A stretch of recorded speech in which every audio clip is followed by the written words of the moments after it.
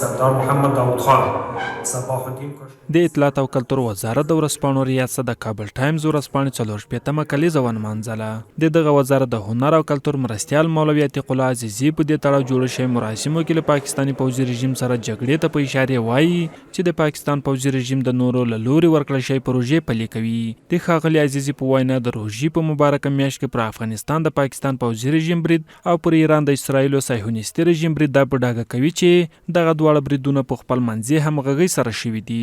نوموړی په پاکستاني رژیم غږ کوي چې افغانستان د هیڅ کوم هیواد په وړاندې ګواښ نه دی او په وینا یې که ګواښ یې درلودلی افغانستان نور ګاونډي هیوادونه هم لري هغو ته به یې ګواښ پېښ کړی و. افغانستان هیچا ته هم خطر نه جوړوي. افغانستان سره یوازې همدغه شریر ګاونډی په پوله نه ده پروت.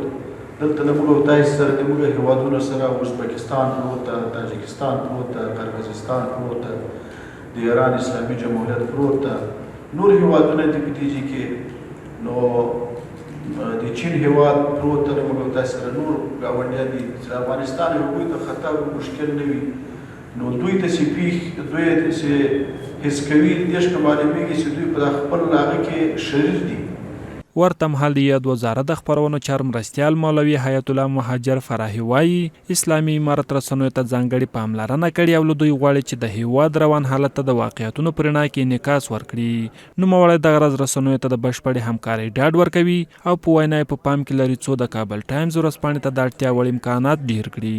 د افغانستان اسلامي امارت په ځانګړې توګه اطلاعات فرهنګ وزارت د رسنیو په برخه کې د هغوی حمایت او لاسنیوي ته ژمن دی.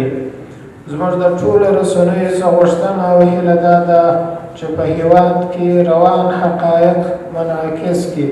هغه څه چې حقایق دي د هیواد ځمکني واقعیتونه هم هیوادوالو ته او هم بهر دنیا ته ورسوي.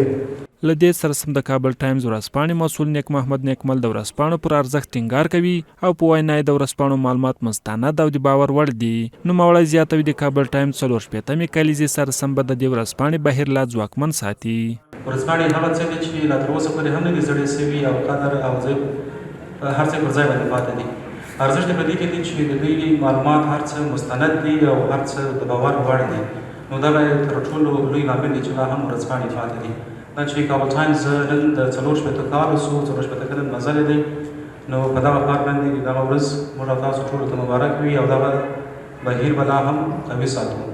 د اطلاعات او کلتور وزارت د معلوماتو له مخې د یوې رسنۍ بریالیتوب دې کې دی چې کره پر وخت او پر حقایقو ولاړ معلومات ټولنې ورسوي.